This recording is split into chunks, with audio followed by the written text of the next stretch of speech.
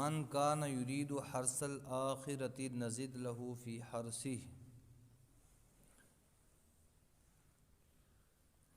ومن کان یرید حرث الدنیا نؤتہ منها وما له فی الآخرۃ من نصیب ام لهم شرکاء شرعوا لهم من الدین ما لم یأذن به اللہ ولولا کلمۃ الفصل لقضی بینہم وَإِنَّ الظَّالِمِينَ لَهُمْ عَذَابٌ أَلِيمٌ تَرَى الظَّالِمِينَ مُشْفِقِينَ مِمَّا كَسَبُوا وَهُوَ وَاقِعٌ بِهِمْ وَالَّذِينَ آمَنُوا وَعَمِلُوا الصَّالِحَاتِ فِي رَوْضَاتِ الْجَنَّاتِ لَهُمْ مَا يَشَاءُونَ عِندَ رَبِّهِمْ ذَلِكَ هُوَ الْفَضْلُ الْكَبِيرُ ذَلِكَ الَّذِي يُبَشِّرُ اللَّهُ عِبَادَهُ الَّذِينَ آمَنُوا وَعَمِلُوا الصَّالِحَاتِ قل لا أسألكم عليه أجرا إلا المودة في القربى ومن يقترف حسنة نزد له فيها حسنا إن الله غفور شكور من كان يريد حرث الدنيا نؤته منها من كان يريد حرث الآخرة نزد له في حرثه ومن كان يريد حرث الدنيا نؤته منها من کان جو آدمی یرید ارادہ کرے گا حرث الآخرتی آخرت کی کھیتی کا، جو آدمی آخرت کی کھیتی کا ارادہ کرے گا. بہت سارے لوگ ہیں جو دنیا کی کھیتی کا ارادہ کرتے رہتے ہیں کہ ہمیں دنیا میں یہ ملے یہ ملے، یہ دنیا کی کھیتی ہوتی ہے. لیکن اللہ نے فرمایا جو آخرت کی کھیتی کا ارادہ رکھے گا دل میں نزید لہو فی حرثہ، ہم اس کی کھیتی میں اضافہ اور کریں گے. جو آدمی یہ چاہتا ہے کہ مجھے وہاں کی کھیتی ملی، کھیتی جانتے ہو نا کس کو کہتے ہیں؟ یہ کھیت جو کاٹتے ہیں اس کو کہتے ہیں. یہ دنیا کے کھیت ہمیں ہرے بھرے لگتے ہیں، ہم اس کا ارادہ کرتے ہیں کہ ابھی جو موسم آئے گا تو یہاں سے ہم کھیت کاٹیں گے. تو اللہ تعالیٰ نے فرمایا کہ اس کھیت کے اوپر جس کی نظر ہوگی کہ مجھے مرنے کے بعد جو کھیت ہے وہ ملنا چاہیے، وہاں کی وہ مجھے کھیت جو ہے وہاں کا غلہ، وہاں کی کھیتی، جو چیز ضرورت ہوگی وہ ملنی چاہیے. تو جو آدمی اس کا ارادہ کرے گا اس کی کھیتی میں ہم اضافہ کرتے رہیں گے وہاں. ومن کان یرید حرث الدنیا نؤتہ منہا، اور جو آدمی دنیا کی کھیتی کا ارادہ کرے گا، آخرت کا ارادہ نہیں کرے گا، بس خالی دنیا کی کھیتی مجھے ملنی چاہیے، نؤتہ منہا دیں گے ہم اس کو، منہا اس میں سے بعض، من مانے بعض، من کے مانے تبعیض کے لیے آتا ہے کہ اس میں سے ہم بعض ہی دیں گے. دنیا وہی ملے گی جو اس کو مقدر کی ہوگی، لیکن آخرت کے لیے جو آدمی جتنی محنت کرے گا، مشقت کرے گا، ارادہ کرے گا، کوشش کرے گا، اتنی آخرت اللہ تعالیٰ اس کو دیں گے. اور دنیا کے لیے جتنی مرضی انسان محنت کرے گا ملے گی وہی جو مقدر کا ہے. جو تو فرمایا اس کو ہم پوری کھیتی دنیا کی نہیں دیں گے، منہا بعض دیں گے اس میں سے. لیکن کیا وما لہ فی الآخرۃ من نصیب، اور نہیں ہوگا اس کے لیے آخرت میں کوئی بھی حصہ. اللہ حفاظت فرمائے کہ آخرت میں حصہ نہ ہو. ہم نے کلمہ پڑھا ہے، کلمہ پڑھنے کے بعد ہم ایمان لائے ہیں قرآن پر، آخرت پر، ہمیں مرضی ہماری یہ ہے ہمیں آخرت کا حصہ ملنا چاہیے. تو جو آدمی دنیا ہی کا خالی ارادہ رکھے یہ دنیا ملنی چاہیے، تو یہ کافر کی نظر ہوتی ہے کہ وہ چاہتا ہے مجھے یہ دنیا ملنی چاہیے. لیکن کافر کو بھی اتنا ہی ملتا ہے، اور جو آدمی دنیا کے لیے نہیں چاہتا اس کو بھی اتنا ہی ملتا ہے جتنا اس کے نصیب میں ہوتا ہے. لیکن آخرت میں پھر اس کا کوئی حصہ نہیں ہوتا ہے.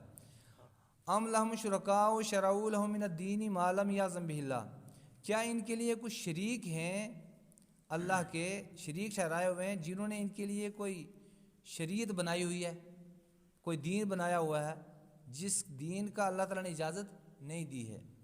یعنی یہ لوگ جو ہے اللہ کی بات کو نہیں مانتے، اللہ کے نبی کی بات کو نہیں مانتے ہیں، کہتے ہیں نہیں یہ نہیں ہوگا، جو نبی کہہ رہے ہیں وہ نہیں ہوگا، بلکہ جو ہم نے دل میں سوچا وہ ہوا. اللہ نے فرمایا کیا ان کے کوئی شریک ہیں، انہوں نے کوئی شریعت ہے ان کے لیے کہ جن کی یہ بات مانتے ہیں؟ نبی کی بات تو نہیں مان رہے ہیں، اللہ کی بات نہیں مان رہے، کیا ان کے کچھ شریک ہیں ساتھ اللہ کے ان نے بنائے ہوئے کہ جنہوں نے جو ہے کوئی راہ بنائی ہوئی ہے، کوئی راستہ بنایا ہوا ہے ان کے لیے؟ ام لہم شرکاء، کیا ان کے لیے کچھ شریک ہیں شرع کہ ان نے شریعت بنائی ہے ان کے لیے دین میں، ما لم یأذن بہ اللہ جس کی اللہ نے اجازت نہیں دی ہے. ولولا کلمۃ الفصل لقضی بینہم، اگر نہ ہوتی فیصلے کی بات تو ان کے درمیان فیصلہ کر دیا جاتا.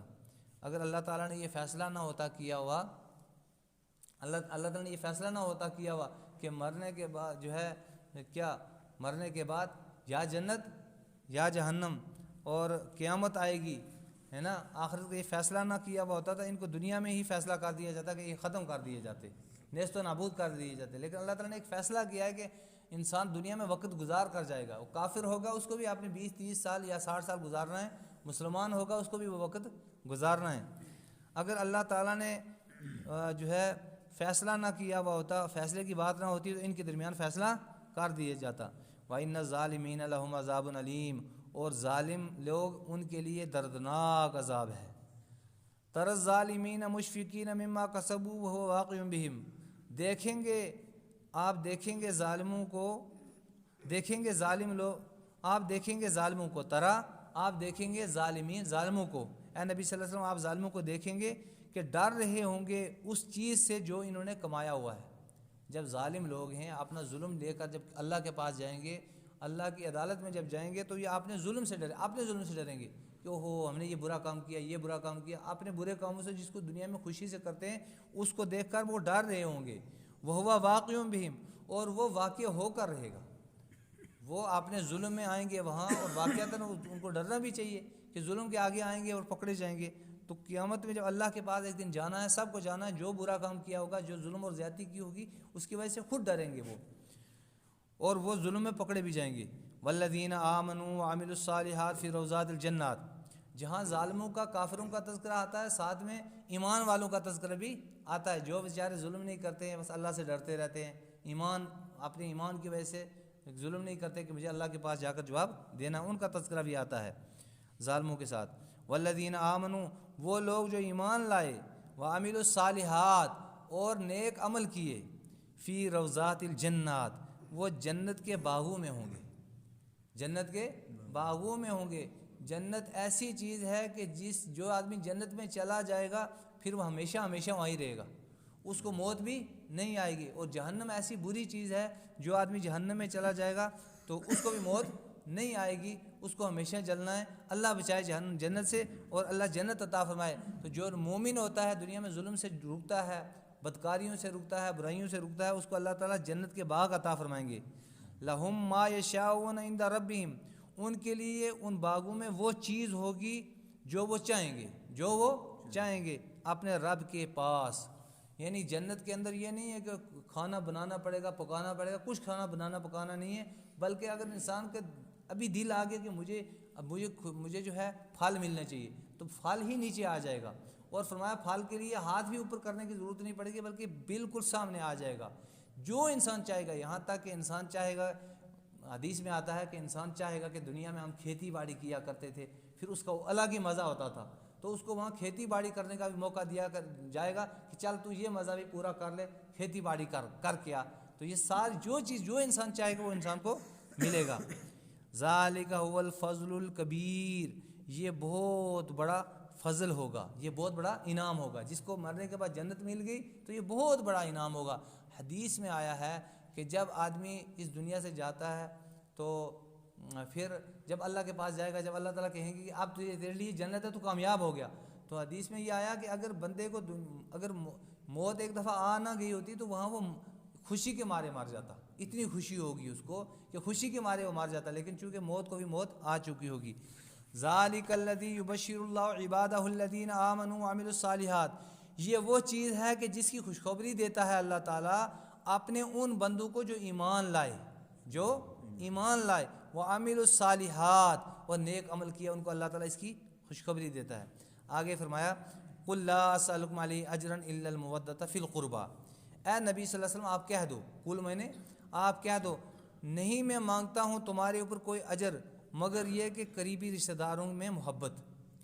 اس کا معنی یہ ہے کہ جب کافر لوگ ستاتے تھے نبی صلی اللہ علیہ وسلم کو، خاص کر رشتہ دار ہی تھے، حضور علیہ السلام خاندان قریش میں تھے، تو پتھر برساتے تھے، راستے کے باڑ لگاتے تھے، ایمان والوں کو بھی ستاتے تھے.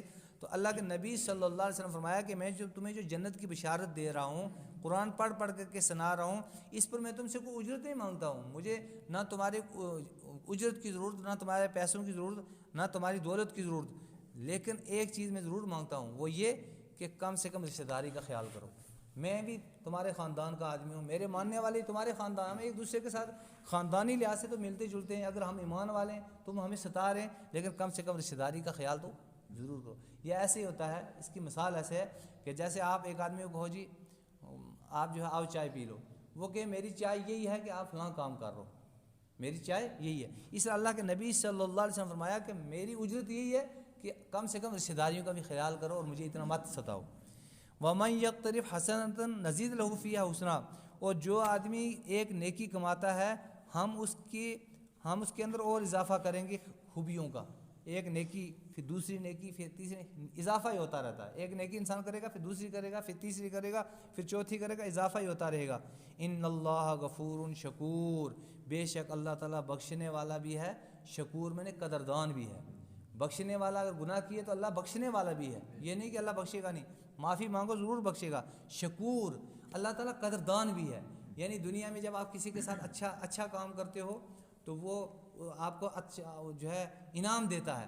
اللہ تعالیٰ بھی قدردان ہے. آپ عمل کھوٹے کریں گے لیکن اللہ قدردانی کریں گے, اس کو بڑا چڑھا کر واپس دیں گے, انعام بھی دیں گے ساتھ میں کہ آپ نے اچھا کام کیا تھا, تو قدردان بھی ہیں اللہ تعالیٰ. اللہ تعالیٰ ہم سب کو کہنے سننے ذرا عمل کی توفیق عطا فرمائے. ربنا تقبل منا انک انت السمیع العلیم وتب علینا انک انت التواب الرحیم برحمتک یا ارحم